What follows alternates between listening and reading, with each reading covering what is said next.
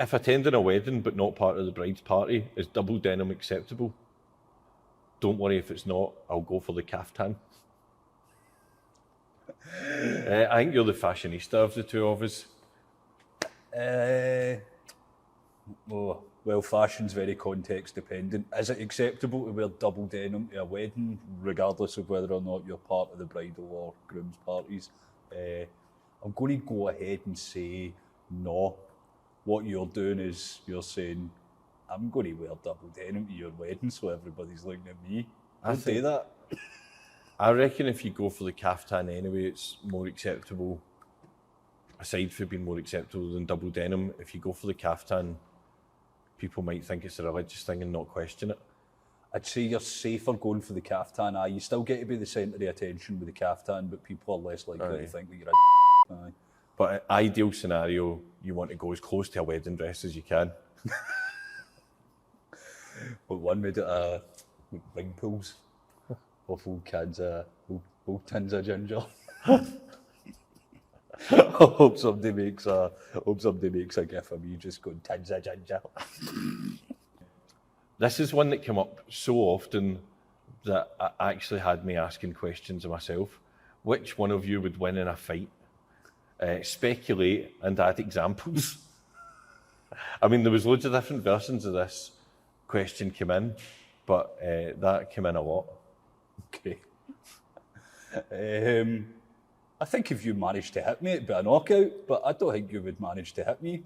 I'm basically a vapour. Yeah. I'm just a set of legs with a head attached, man. I would run, I would roll away. I've thought about it a lot.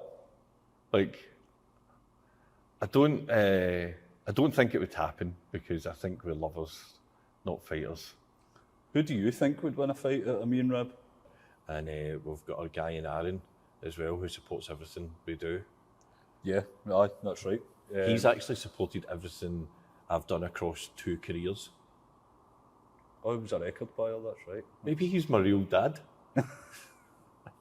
By Pure Roasters, probably most often is the original blend, which is currently called Fruit Market, and used to foolishly be called Madweight when we were young bucks without a care for social graces. And we changed like that of our own accord. Aye. Nobody even had to get offended. We were offended by it. I know, we got upset first. We get ahead of that, man. I know. Get it round, you complainers. Would I rather fight 10 duck-sized men or 1 man-sized duck? Mm-hmm.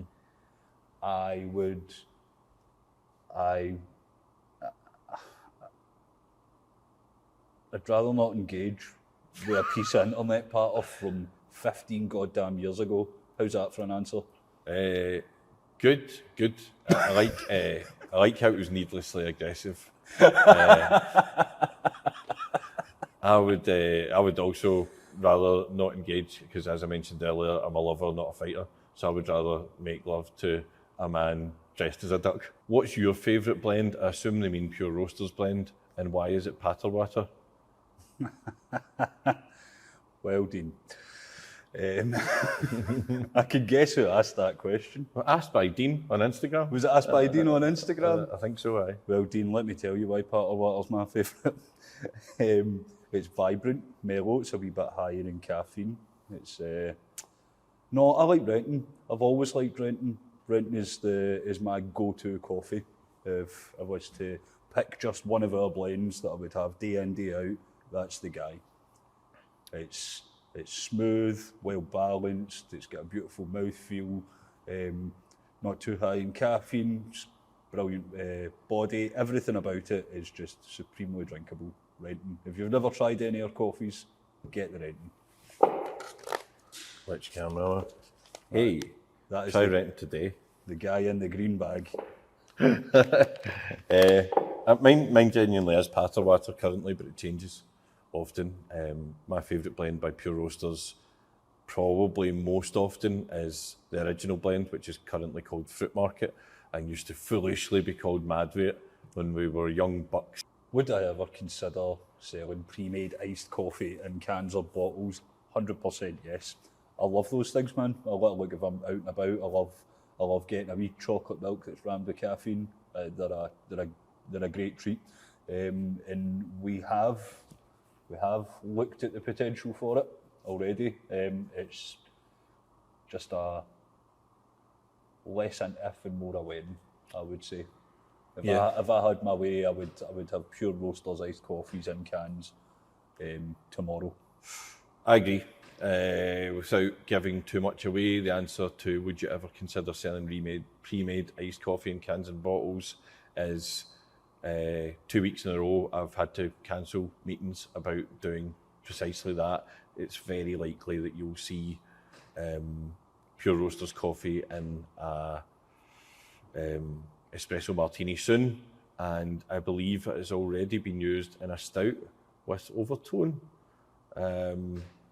That might not be true. We've definitely collabed with people using coffee for things, and I would love my version of that wee glass bottle that Starbucks have in every fridge as soon as. What is the most common mistake made by people grinding their own coffee beans?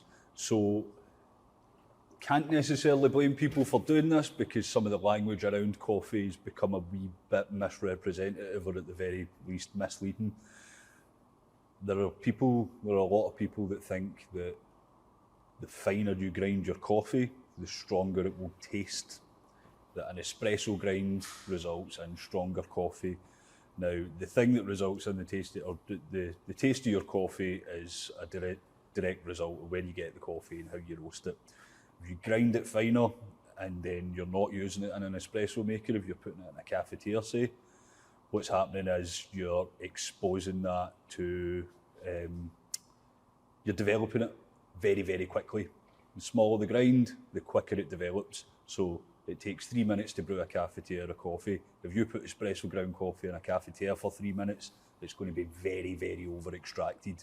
And that thing that you think is a strong flavour is actually just lots of the non-soluble compounds in the coffee that you really don't want in there, that the filter's meant to be keeping out, which are passing through because it's too small. Yeah. So the reason we use a medium grind for V60 is because it expresses the water through the coffee in the amount of time that we want it to. The reason we use a coarser grind for a cafetiere, same reason. The reason we use espresso in espresso machines is because we want to express that coffee in 30 seconds, super, super quick. Yep. So grind does matter. But so in simple terms, the flavour in the coffee can run out and give way to bitterness, and the longer you're going to expose the coffee to water, the coarser the grind, the thicker the grind. Exactly right, aye. So cafetiere, coarse grind, espresso machine, very fine grind, coffee makers in between, grinds in between. I've one other, it's maybe not a mistake made by people grinding their own coffee beans. Not grinding the beans is something I don't mind doing for our customers. A lot of our customers order pre-ground espresso or ground for espresso, and that's okay if it's coming straight to you from our grinder to their house in their cup. But really fine ground coffee goes off quickly.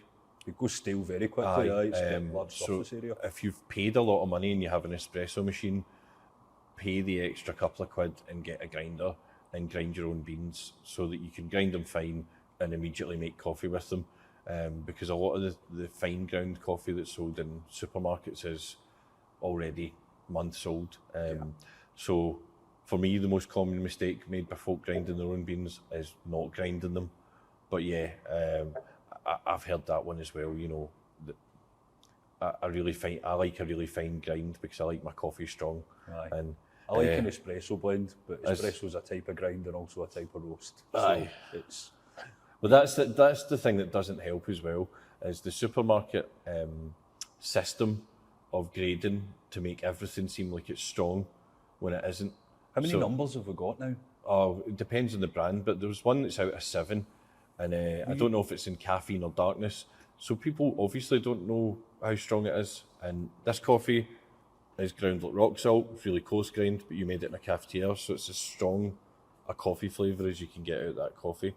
And it doesn't help that some labels will say, I even seen one recently when I was down in Wales at a cracking coffee shop called Corner Coffee. There was a jar of coffee labelled ground coffee. And I said, oh, is this, everything else is beans, is this, you used to do the ground coffee in jars? And they said, no. Oh, no, it was filter coffee. And I said, oh, you do the ground coffee in jars? No, that's just coffee beans for filter. They've been roasted for specifically with filter in mind, which I can understand as someone that's right into coffee. But as your casual drinker, I think we could be less confusing with how we label coffees, because if you had a coffee filter and you took that home, you'd be disappointed, really. So that's that. Fact is, you can use a light roast for espresso if you like. It maybe just won't taste the best.